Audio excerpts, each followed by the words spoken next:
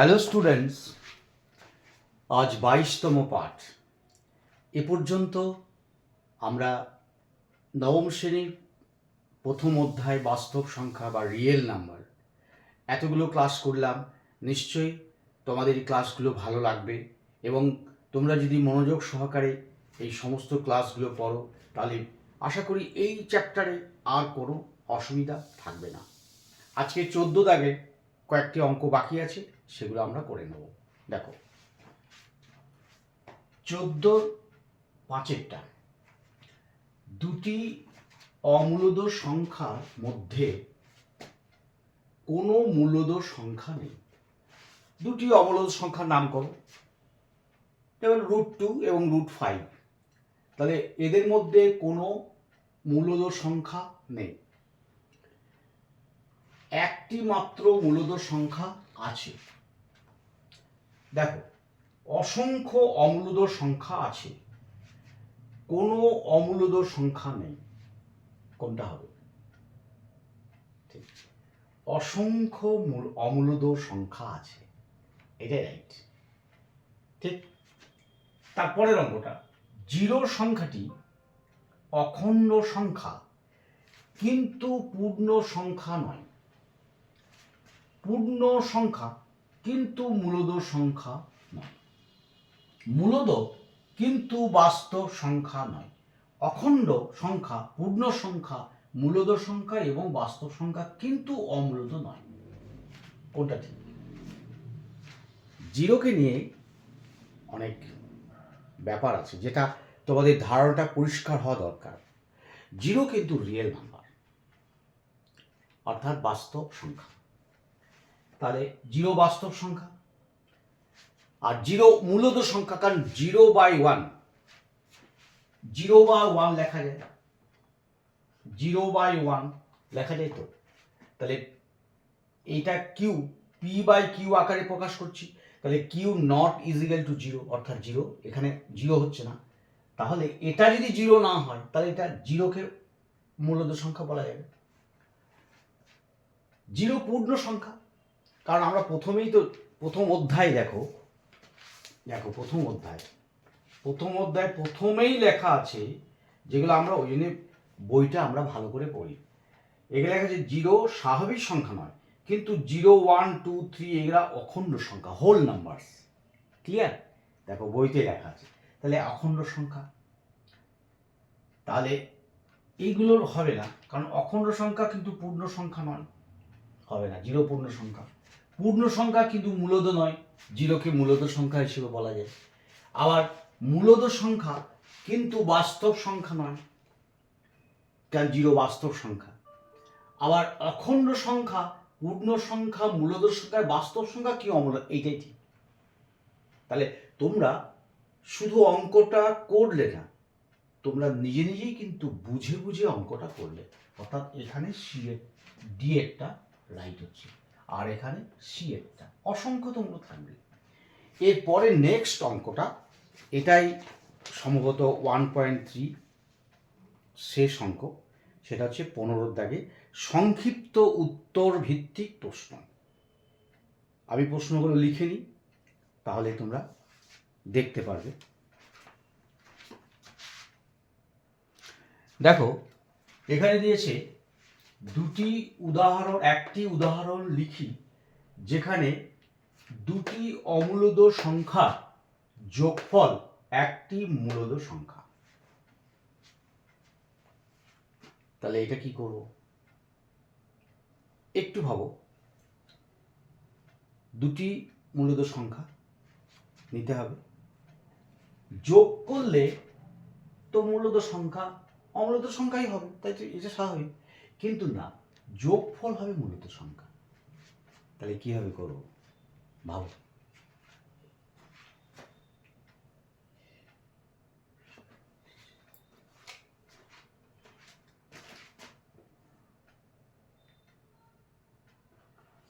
Five plus √3, এই সংখ্যাটা মূলদ না অমূলদ?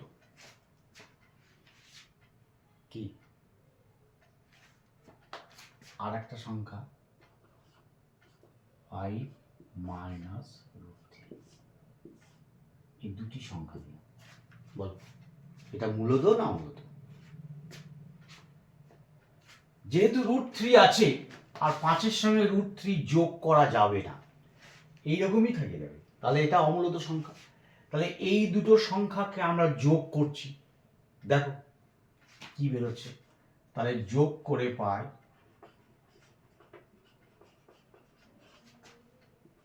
5.√3 প্লাস 5 মাইনাস প্লাস √3 5 ভেঙে দিলাম ব্র্যাকেট 5√3 প্লাস 5 মাইনাস √3 সমান কত? কেটে গেল 10। এটা কি মূলদ না অমূলদ সংখ্যা? বোঝা গেল? তাহলে দুটি অমূলদ সংখ্যার যোগফল মূলদ হতে পারে। তাহলে এটি মূলদ এটি মূলদ সংখ্যা। ক্লিয়ার? এবারে নেক্সট অঙ্ক দেখি।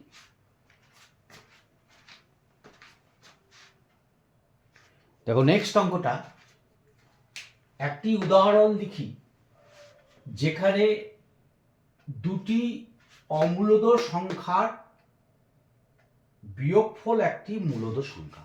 তাহলে যোগফল মূলদ সংখ্যা হতে পারে, তার উদাহরণ পেলাম। এবারে বিয়োগফল মূলদ সংখ্যা, এটা কি করে বের করব একটু ভাবো। ঠিক, অনেকে বুঝতে পেরেছ। ধরো -7 প্লাস √3, এইটা একটা মূলদ সংখ্যা দিলাম। আবার 7 প্লাস √3, এটা একটা মূলদ সংখ্যা দিলাম। দেখো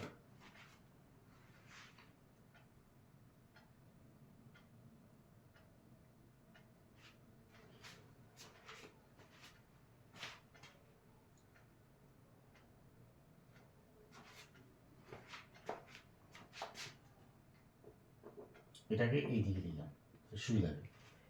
তোমরা যে কোনো সংখ্যা নিতে পারো, -2 প্লাস √3 বা প্লাস √5, যে কোনো সংখ্যা নিতে পারো। তাহলে এবারে এই দুটো অমূলদ সংখ্যা নিলাম, তো দুটোই অমূলদ, তাহলে এদের বিয়োগ করে, তাহলে বিয়োগ করে পাই 7√3 মাইনাস -7 √3 সমান 7 প্লাস √3 মাইনাস প্লাস হয়ে গেল -√3 সমান 14। তাহলে 14 একটা, এটি মূলদ সংখ্যা। তাহলে একটা জিনিস তোমরা বুঝো যে দুটো অমূলদ সংখ্যার যোগ আমরা মূলদ সংখ্যা বাইর করতে পারি, হতে পারে। আবার দুটি অমূলদ সংখ্যার বিয়োগফলও মূলদ হতে পারে। এটা খুব ভালো করে বুঝে নাও। তারপরে নেক্সট অঙ্ক যাচ্ছি।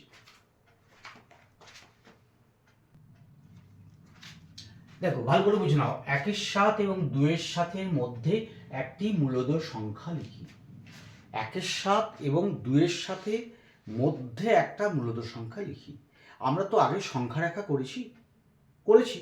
তাহলে সংখ্যা রেখার মাধ্যমে জেনেছি যে কোনো দুটো মূলদ সংখ্যার মাঝে কিন্তু অসংখ্য মূলদ সংখ্যা আমরা পেতে পারি, কি তাই তো? তাহলে একটা স্ট্রেট লাইন টানলাম, এখানে ধরো 1-এর সাথে আর এখানে হলো 2-এর সাথে, ঠিক আছে?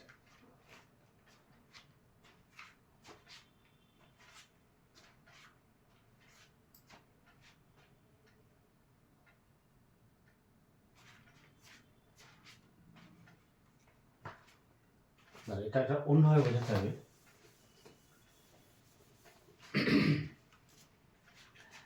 1-এর সাথে ও 2-এর সাথে, যেমন দেখো 2 আর 3, 2 আর 3, তাহলে 2 আর 3-এর মাঝে কি হবে? সংখ্যা দিয়ে বোঝাতে হবে। 2 আর 3-এর মাঝে, তাহলে আমরা কি করব না 2 আর 3 যোগ করব, নিয়ে 2 দিয়ে ভাগ করব। কি বুঝতে পেরেছো? তাহলে এখানে কত হবে? 5-এর 2 সমান আড়াই, অর্থাৎ ঠিক এখানে আড়াই হবে। 2 পূর্ণ 1 আছে। তেমনি 1-এর 7 এবং 2-এর 7, তাহলে 1-এর 7 আর 2-এর 7 এদের মাঝখানে আমরা কি পাবো? তাহলে কি করব না 2-এর 7 প্লাস 1-এর 7 যোগ করব, তাহলে 7 লসাগু 2 প্লাস 1 সমান 3-এর 7। দেখো এটা বুঝতে পারলি কিনা দেখো।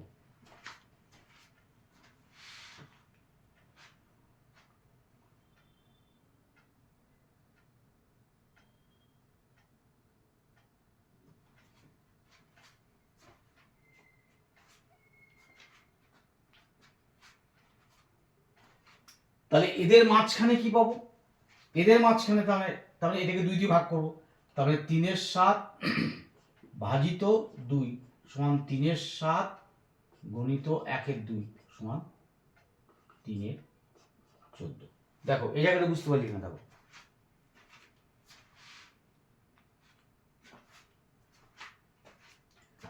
তাহলে এটা কি মূলত সংখ্যা না অমূলত সংখ্যা? এটি মূলত সংখ্যা। তাহলে 1-এর 7 আর 2-এর সাথে মাঝে যদি আমরা মূলত সংখ্যা পেতে চাই, তাহলে এই দুটোকে যোগ করে দেবো। যোগ করার পরে আমরা কি করব? 2 দিয়ে ভাগ করে দেবো, তাহলে মাঝে মূলত সংখ্যা পেয়ে যাবো। আর তাছাড়া তো সংখ্যা রাখার মাধ্যমে আমরা করেছি, অসংখ্য মূলত সংখ্যা বের করেছি। কি বুঝতে পেরেছো? যদি বুঝতে না পারো তাহলে অবশ্যই কমেন্ট করে জানাবে, আমি তাহলে আবার বুঝিয়ে দেবো। এবার নেক্সট দেখো,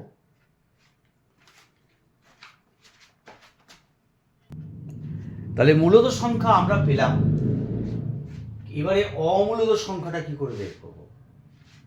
দেখো, তাহলে প্রথমে আমরা 1-এর 7কে কি করব? ভাগ করব, যে 1-এর 7 সমান কত? 7 দিয়ে ভাগ করব। তাহলে ভাগ যায় না, তাহলে কি হবে? দশমিক বসলো, শূন্য এলো, 7-একে 7, 3 দশমিক জন্য শূন্য পেলাম, তাহলে 4-7 28, 2 শূন্য এলো, 7 দুগুণে 14, 6 7-8 56, 4 শূন্য এলো, 3 4 7 5 7 35, 5 শূন্য এলো, 7 7 49, শূন্য এলো, 7-একে 7, অর্থাৎ আবার এরকম হয়ে যাবে। মানে 1 আর 7-এর মাথায় 15। দেখো ভাগটা বুঝতে পারলি কিনা?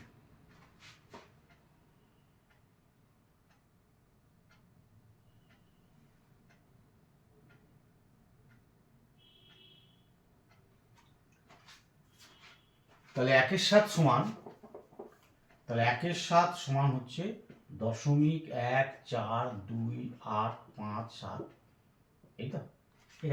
এবারে 2-এর 7 কি করে বের করবো? দেখো সেই একই পদ্ধতি, অর্থাৎ 2-এর 7 7কে 2 দিয়ে ভাগ করব, 0.0 7 দুগুণে 14, 6 0 7 8 56, 4 0 5 7 35, 5 0 7 7 49, 1 0 7-একে 7, 3 0 4 7 28, 2 0 7 দুগুণে 14, অর্থাৎ এমে চলে যাবে, অর্থাৎ 2-এর 7 সমান 0.285714। দেখো এটা বুঝতে পারলে এখানে দেখো।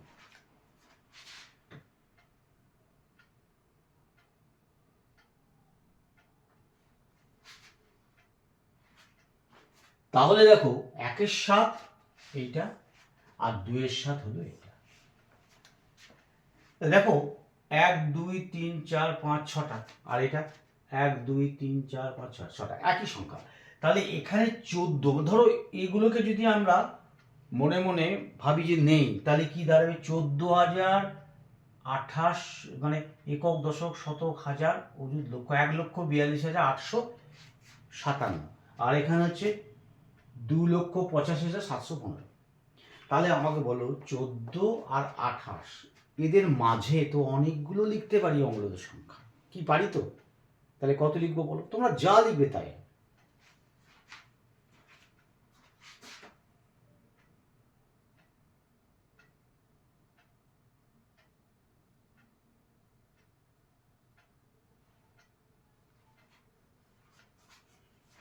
তাহলে আমরা লিখতে পারি কি, যে এদের মাঝে সংখ্যা, অমূলদ সংখ্যা কি হবে? 0.2020002000 এইভাবে চলে যাবে। দেখো বোঝা গেল কিনা? দেখো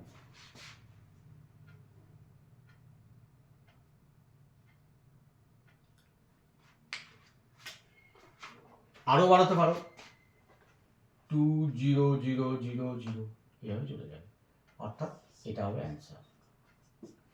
এভাবে আমরা অঙ্কগুলো কিন্তু বুঝব। তারপরে 5 নাম্বার, এটাই হচ্ছে শেষ, প্রথম অধ্যায়ের শেষ অঙ্কতে পৌঁছে গেছি। প্রথম অধ্যায়ে আমরা শেষ অঙ্কতে পৌঁছে গেছি। অঙ্কটা লিখে নিই।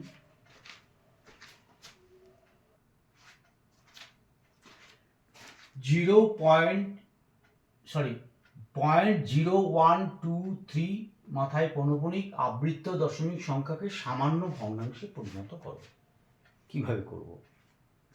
এগুলো কিন্তু আগেও করেছো, আর একবার করে দেখিয়ে দিচ্ছি। দেখো এখানে আমি লিখতে পারি 0.0123, এটা মানে কত? সমান 0.012333 এরকম চলেই যাবে। দেখো এটা বোঝা গেল কিনা?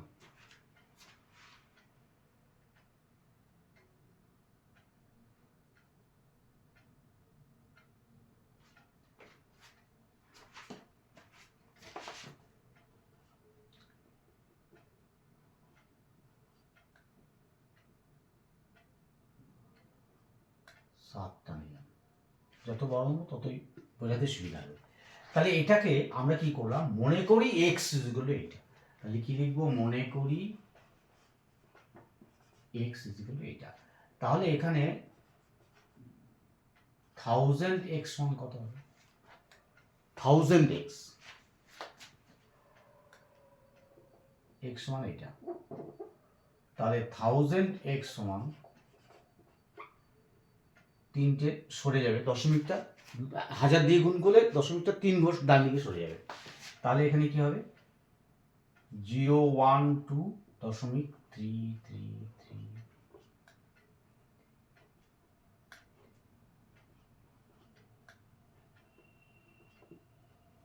দেখো এটা বুঝতে পারি কিনা?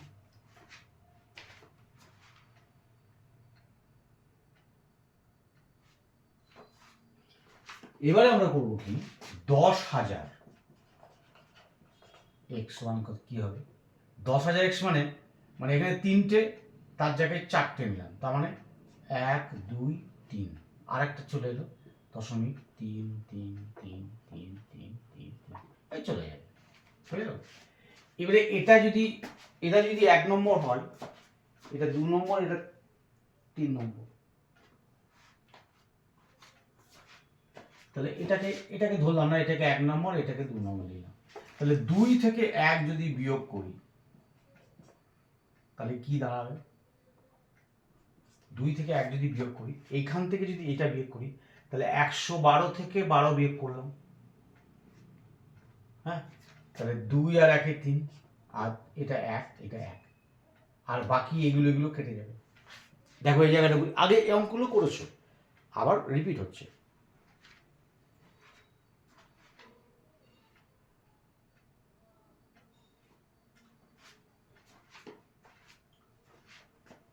তাই তো? তাহলে 2 মাইনাস 1, তাহলে এটা হবে 9000, 9000 x সমান এটা, তাহলে x সমান হচ্ছে 111/9000। দেখো প্রত্যেকটা স্টেপ কিন্তু তোমরা ফলো করবে, বুঝতে না পারলে বলবে।